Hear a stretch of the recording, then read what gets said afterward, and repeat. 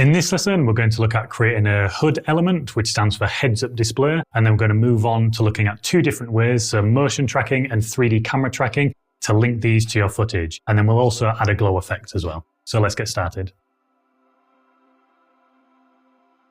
So you've probably seen this in Hollywood blockbusters. A great example of this is the Iron Man films, when Tony Stark is inside the helmet and you see all this user interface kind of stuff overlaid over his face. So I downloaded this model, which I'll leave a link in the resource section below. But if you don't use Cinema 4D, that's absolutely fine. I've already re-rendered some different shots. So if we zoom in here, we have some kind of close-up shots of the hand as well as it rotates. So you've got extra shots to play with after this lesson. So go ahead and open Adobe After Effects, and then we'll create some new folders to keep nice and organized. So we'll do !main comp to render.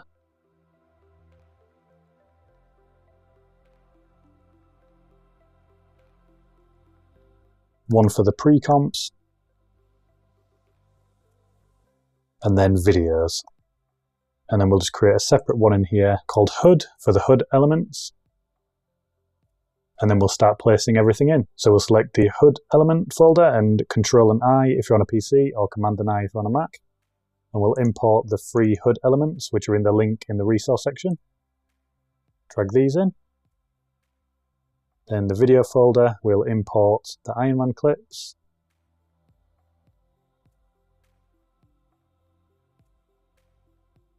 And then one last one, this video clip here. So we'll start off by looking at HUD design. So in the pre-comps folder, create a new composition.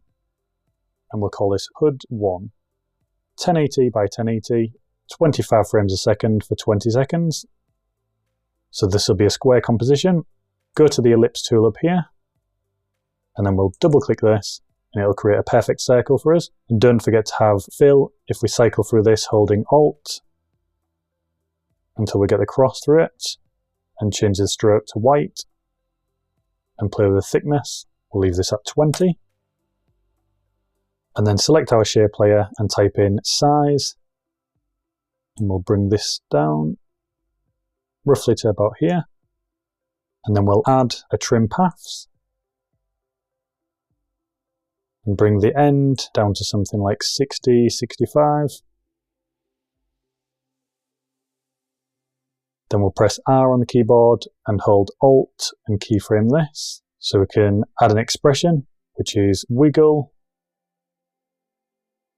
And then inside the brackets, we'll do 0.5, comma, 360. So 0.5 is a frequency, 360 degrees, so you should just keep spinning randomly all the way around.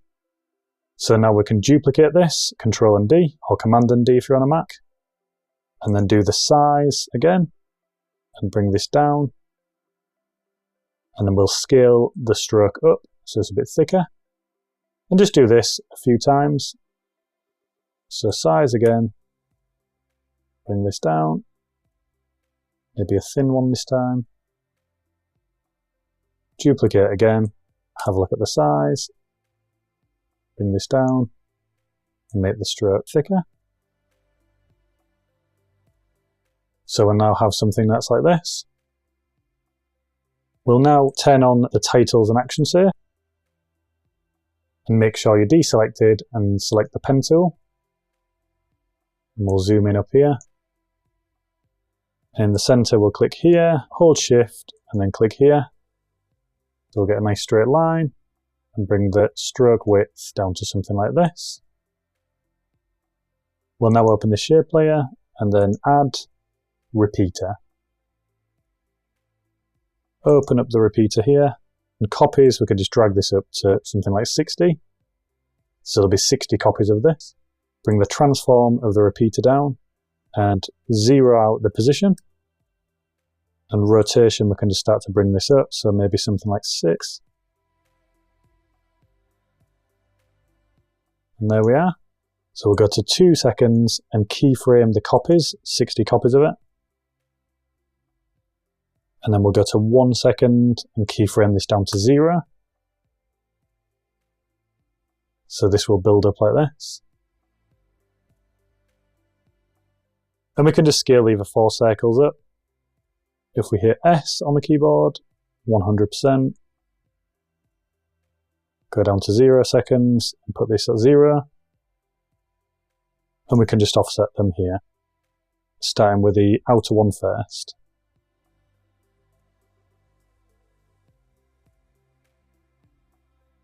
And then if we just select all the keyframes, right click, keyframe assistant, ease, and we get something like this. And there we are, so have a play with different speeds, keep layering these up, and create your own HUD elements. We'll now select the first Iron Man video here, drag this into a new composition, and put this at the top in the main comps. So the first way of tracking something like this is by selecting our clip, and then going up to Animation and Track Camera here. Once we click this, it'll start analysing the footage and tracking multiple points of data on here. So depending on the speed of your computer, this will take various times. And this is mine done here. So it took roughly 20 or 30 seconds on mine. And then you'll have lots of points like this. So just try and find something where it's roughly facing in the correct direction. So this target looks to me like it's in the correct direction at the front here. So if we just click there, and it'll pick 3 points, and then simply click Create Camera. So we now can select our HUD element that we created earlier, and drag this under the camera, and make this a 3D layer. So make sure you have columns and switches turned on. So this will now be tracked to this, but we need to get the orientation correct. So click R on the keyboard, and orientation will pop up.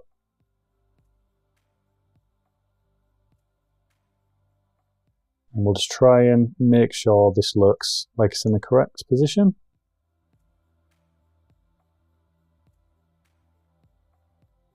So we'll move this forward in the Z axis here.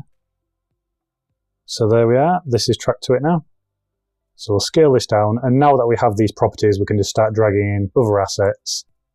So I like this one here, so we'll drag this on top. To remove the black, we will add an add to it, or a screen. An add is usually good for the glowing things. Make sure this is a 3D layer as well.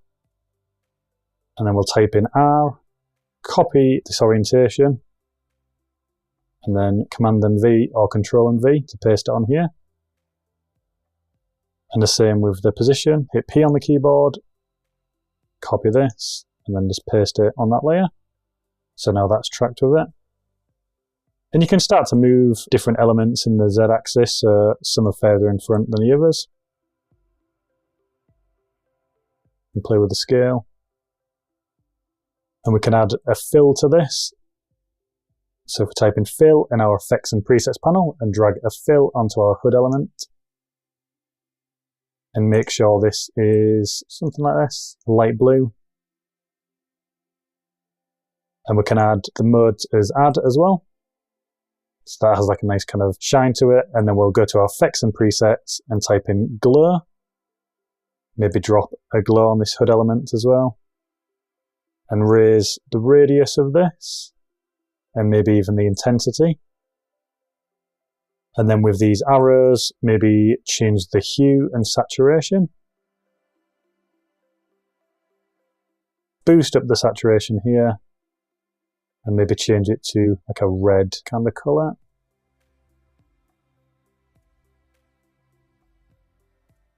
Something like this. And then I might add one more video, so probably this one here. Change it to add again, and then just 3D layer this. And copy the position and orientation.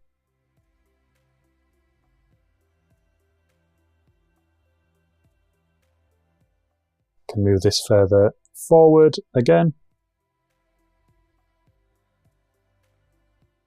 So if we go ahead and preview this now, that's looking pretty cool. So again, feel free to play with keyframing the position, making the scale of them alter as well.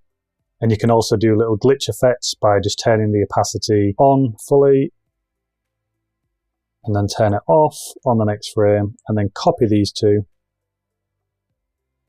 and paste just in front like that, so you get a few little glitches. And you can copy these on the larger ones as well.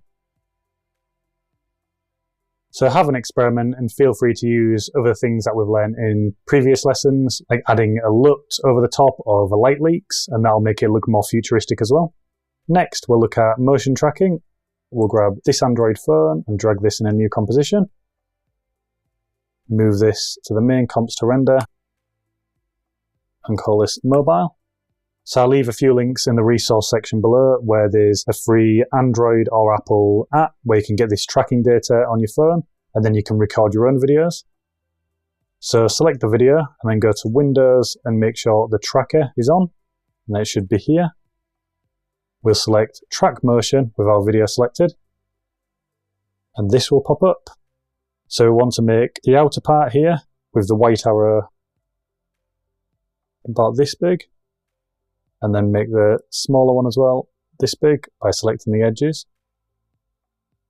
And the larger you make the points, the longer it's going to take to render, but you'll get a more accurate track. So it's a case of playing with the size depending on your hardware. Once you hover over this mid-ground here, the arrow will turn black, so this means you can move it. So click and move and you'll get this zoomed in effect. And you want it in a high contrast area, so this is why these markers are perfect for tracking. We'll leave it there. Once we've done that, we'll go Layer, New, Null.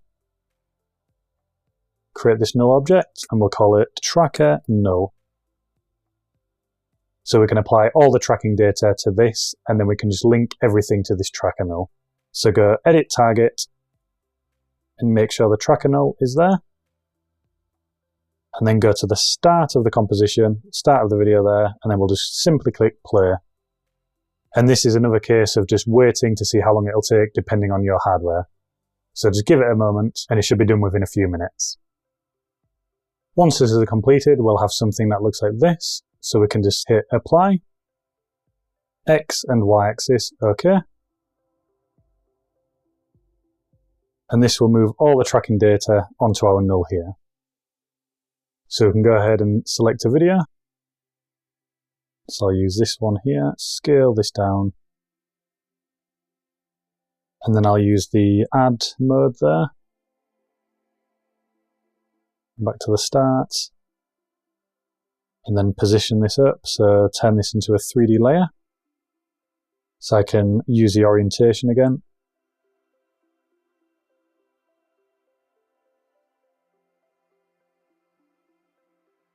So it's simply a case of parenting this, using the pick whip tool, going straight to the tracker. And this will track perfectly to the phone. So now let's remove the green screen, which we learnt in one of the previous lessons, where we go to the Effects and Presets panel and use a key light on the phone. Select the green and turn the advanced spill suppressor on. And then it's just a case of going Layer, New, Solid, because we want to use a mask to remove the points. And I'll just use the transparency here. And then create a mask using the pen tool, roughly around these points here on the black solid. There we are. And we'll turn the transparency back up to 100%. And pick whip this to the tracker, so that will be tracked to the phone as well. And then make sure you have the modes selected. And we'll change the track matte on the video to alpha inverted matte there. So that's great, and then we can turn our UI interface back on. And we can just move this under that phone since this is a transparent layer. And there we are, just keep building this HUD interface so we can keep adding glows to it. Boost up the radius and the intensity. I like to use a plugin called Deep Glow, so if you want to invest in this area, this is a plugin where it allows you to have chromatic aberration, so you can enable this and it starts splitting out the RGB values. So you get some really cool things, which is awesome for user interface. But if you don't want to purchase that, you can use a simple glow. And then we can add maybe this one over the top. Change the blend mode to add. Again, turn this to a 3D layer. And we can copy the orientation of the previous one and pick whip this to the tracker null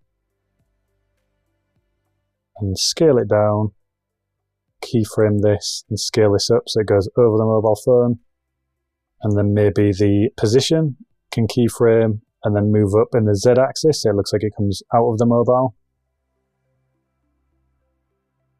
Maybe even switch these around and then ease them. So if we go ahead and preview this now, we'll get something that looks like this. So just keep layering up these HUD elements and maybe create another scene of your own with all the links in the resource section below.